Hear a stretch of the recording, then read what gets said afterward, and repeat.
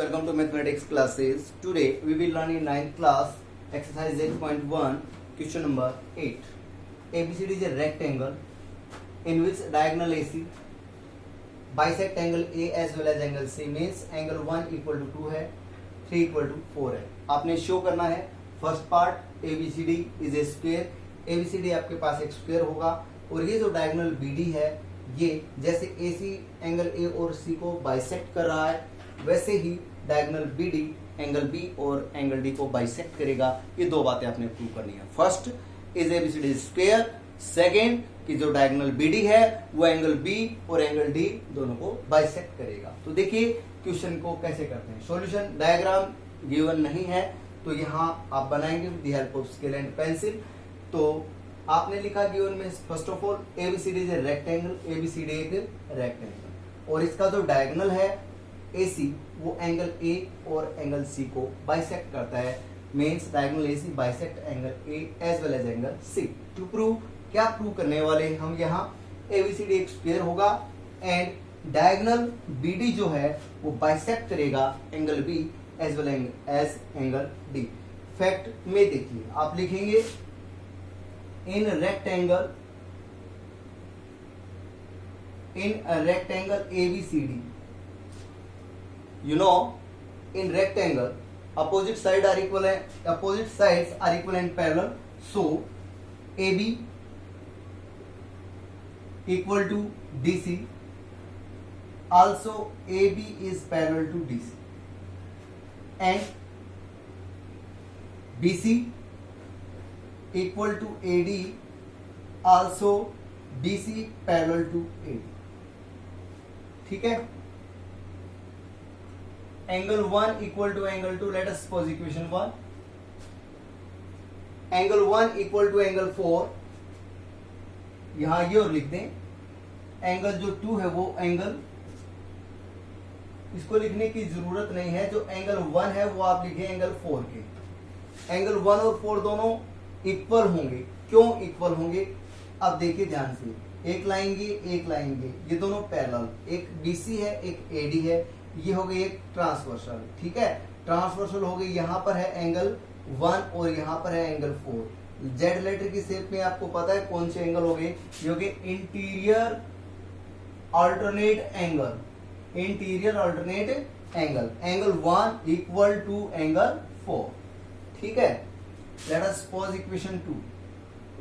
अब आप लिखने वाले हैं from equation 1 and equation 2.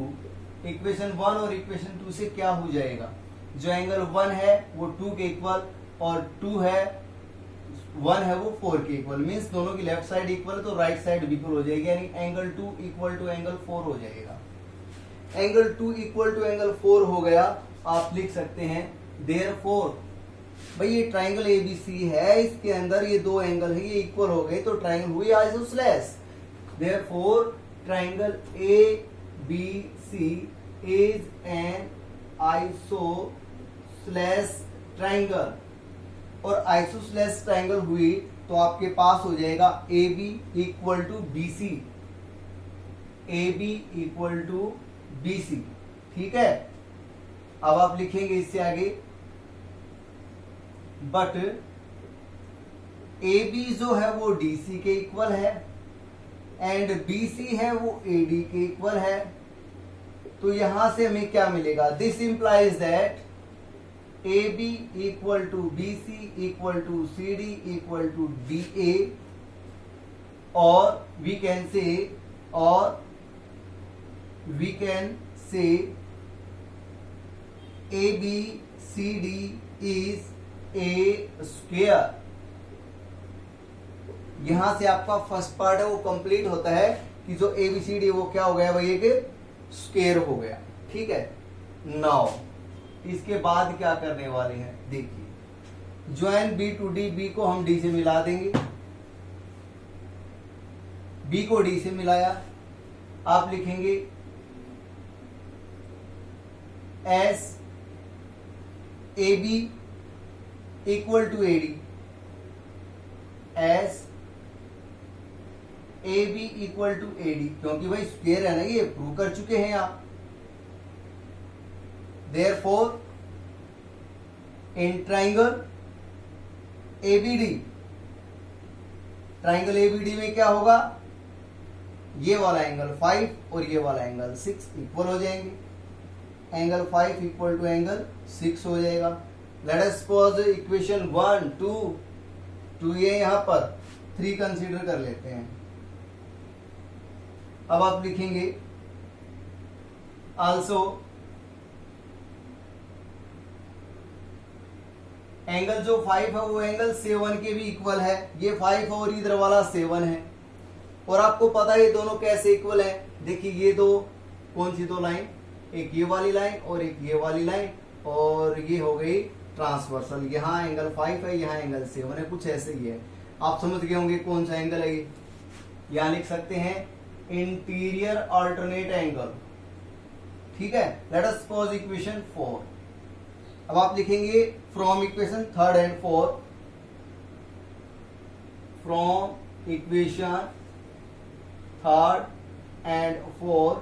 3rd और 4th से क्या हो जाएगा, देखिए 3rd के अंदर एंगल 5 लेफ्ट हैंड साइड में, इधर भी लेफ्ट हैंड साइड में एंगल 5, तो राइट हैंड साइड जो दोनों की वो सेम हो जाएगी. यानी एंगल 6 है वो एंगल 7 के इक्वल हो जाएगा. Angle 6 equal to angle 7. ठीक है. यहां से कुछ आगे और लिखने वाले हैं. Late us suppose equation 5. ठीक है. इसको कोई इक्वेशन कंसीडर मत करो, आप इसको ब्रैकेट के अंदर ऐसे लिख लें, स्क्वायर रेक्टेंगल के अंदर लिख लें इसको. यानी डायगोनल बीडी ने एंगल डी को बाइसेक्ट कर दिया. अब आगे देखिए, आल्सो जो एंगल 6 है वो एंगल 8 के इक्वल है. जो एंगल 6 है वो एंगल 8 के इक्वल है. क्यों इक्वल, लिख सकते हैं आप इंटीरियर अल्टरनेट एंगल. ठीक है. इसको आप इक्वेशन 5 कंसीडर कर लें. अब आप लिखेंगे फ्रॉम इक्वेशन कौन सी भाई, यहां देखिए 6 इक्वल टू 8 आया हुआ है और 5 है वो 6 के इक्वल है. तो from equation 3 and 5, from equation 3 and 5, ये दोनों इक्वेशन देखिए आप ध्यान से.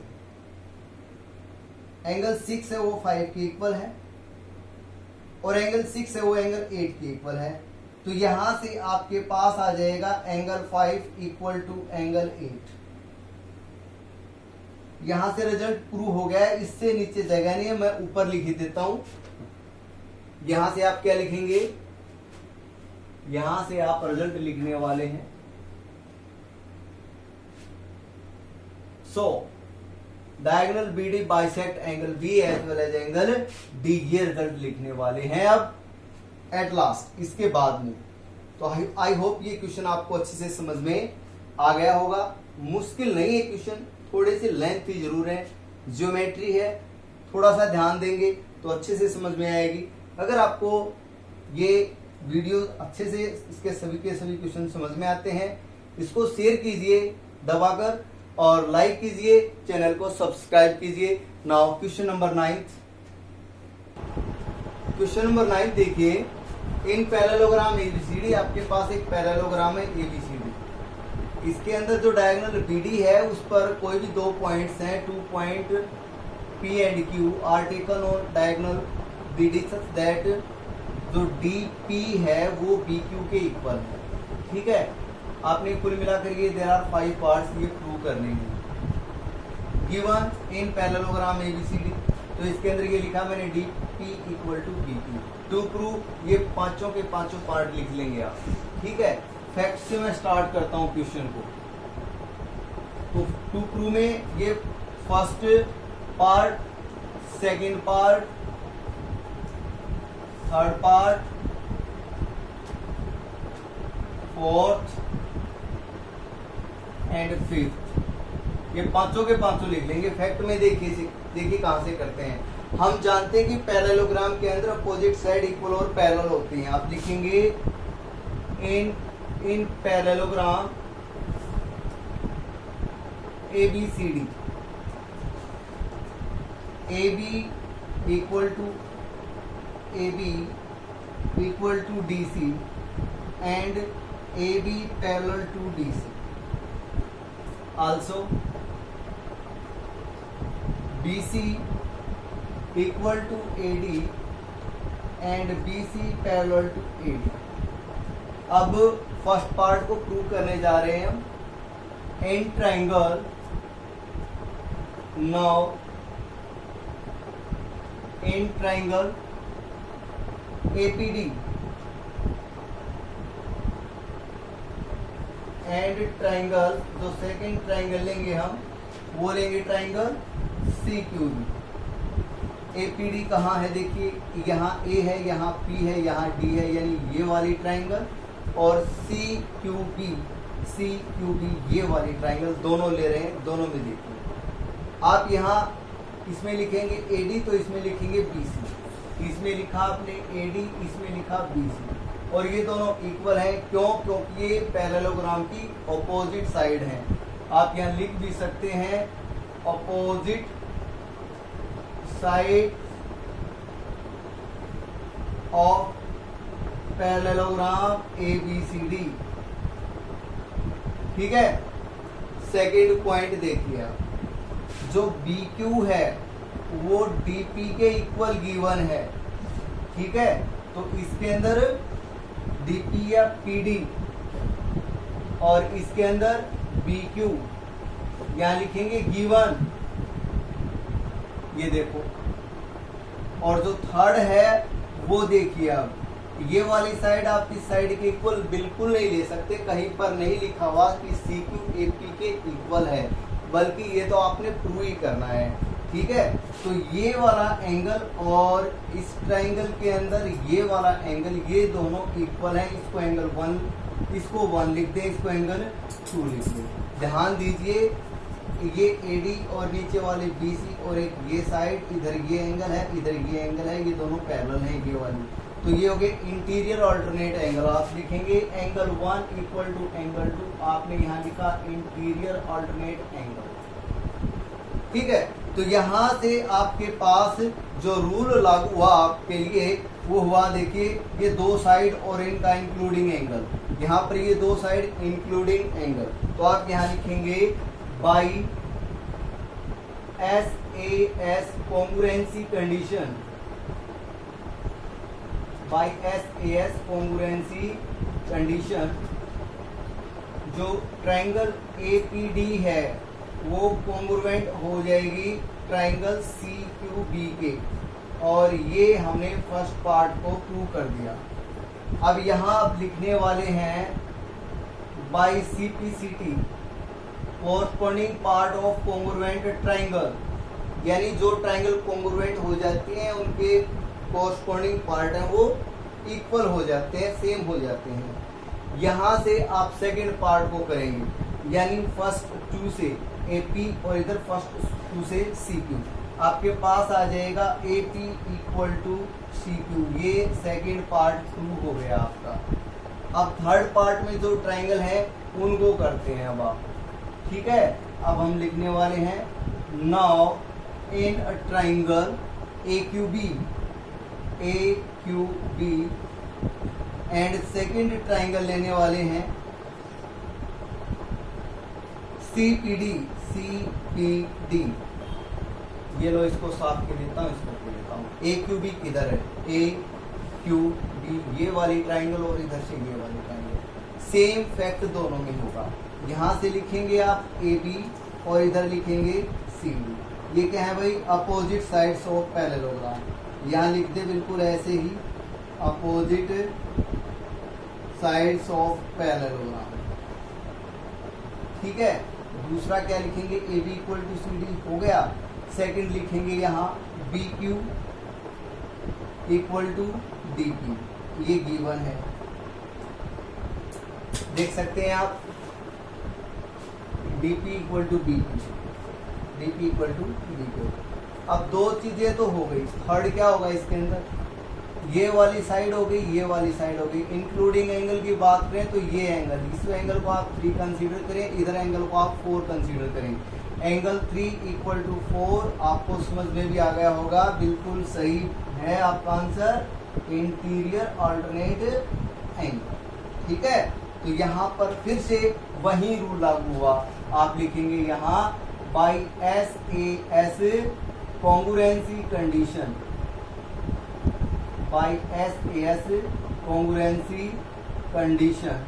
और कौन सी ट्राइंगल कॉन्ग्रुएंट हो गई ये, जिनको हमने लिखा है triangle AQB congruent to triangle CPD।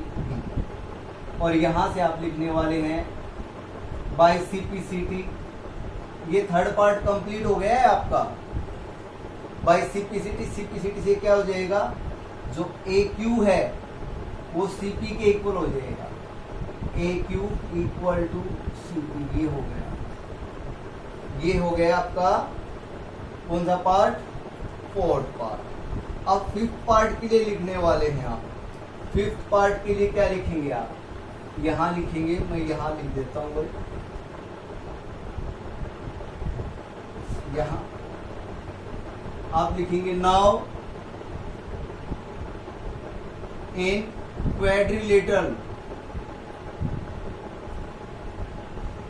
Now in quadrilateral कौन सी भाई, APCQ, APCQ, APCQ।